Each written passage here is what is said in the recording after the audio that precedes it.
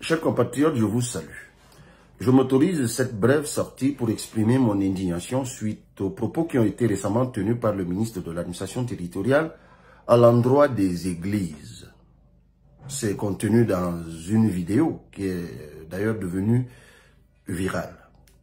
Il faut préciser d'entame que ce propos qu'il a tenu à deux parties, vraiment dans ce petit extrait d'à peine 30 secondes qui circule. Dans la première partie, il fait un rappel judicieux.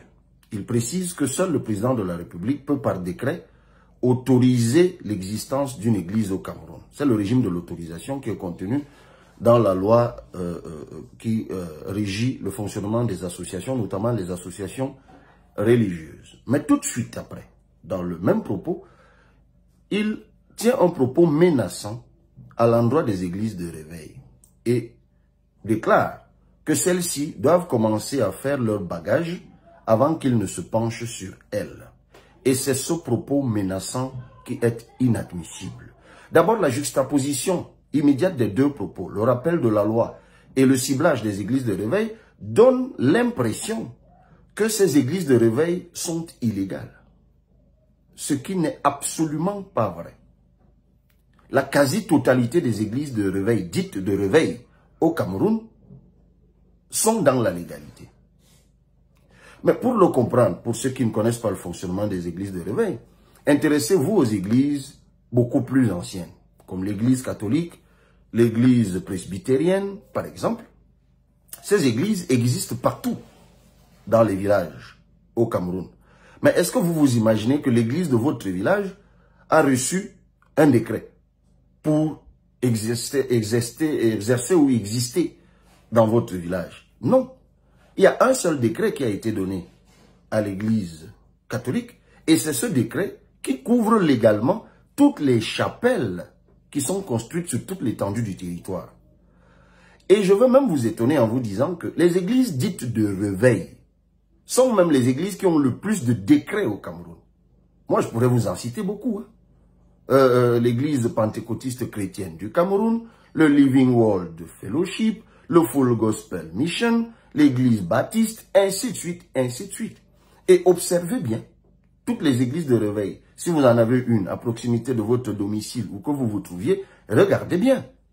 Chacune de ces églises, sur sa plaque, mentionne bien le décret qui la couvre. Et ne vous laissez pas non plus embarrasser par le nom de baptême de l'édifice. Mais ça encore, vous le trouverez, c'est une pratique qui est courante dans le fonctionnement des églises. Lorsqu'on construit un édifice, on lui donne un nom de baptême. Mais ce nom de baptême ne veut pas dire que c'est le nom de l'église. Non, c'est le nom du baptême de l'édifice qui abrite l'église à cet endroit. Mais l'église elle-même a un nom générique que portent tous ceux qui s'inscrivent sous sa couverture, sous la couverture de décrets qui l'autorisent ou qui les autorisent. C'est une précision importante qu'il fallait faire. Et moi, je peux affirmer ici que la quasi-totalité, j'insiste, je répète, la quasi-totalité des églises de réveil au Cameroun sont dans la légalité. La deuxième chose que je voudrais rappeler, c'est que le ton qui a été employé, la menace, l'annonce de leur écrasement, de leur fermeture, tombe très mal à propos. Est-ce que le gouvernement camerounais s'imagine même le rôle social que jouent les églises en général, que jouent les religions en général, et en particulier les églises de réveil? Dans un pays où les gens sont désespérés, dans un pays où les médecins, après leur sortie d'école, font 7 ans de chômage, dans un pays où il n'y a plus d'espoir à l'horizon, dans un pays où les gens sont quotidiennement dans la détresse, il n'y a rien d'étonnant que ces gens se retournent vers Dieu. Et ces hommes de Dieu, vraiment quelles que soient les obédiences religieuses, qui accueillent ces hommes, ces femmes, qui parfois pour eux jouent le rôle de psychologues, ces gens, il faut plutôt les remercier. Ces gens, il faut plutôt les gratifier, plutôt que de les menacer, plutôt que d'annoncer qu'on va les écraser, qu'on va les fermer. Non, les églises globalement et les églises de réveil en particulier jouent un rôle social important. Et tous ces hommes, toutes ces femmes qui se retournent vers Dieu, s'il n'y avait pas ce recours vers Dieu, que serait-il en fait? Peut-être des bandits, peut-être des agresseurs, peut-être des terroristes. Non.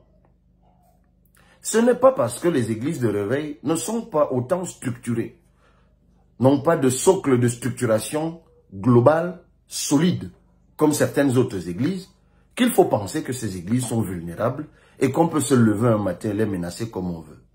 Il y a des Camerounais comme moi. Moi, je suis représentant du peuple, donc représentant aussi des hommes et femmes qui vont à l'église, qui vont à la mosquée, qui cherchent Dieu. Et moi, je dis que des hommes comme moi, si vous vous levez pour fermer les églises, vous les trouverez dressés devant vous.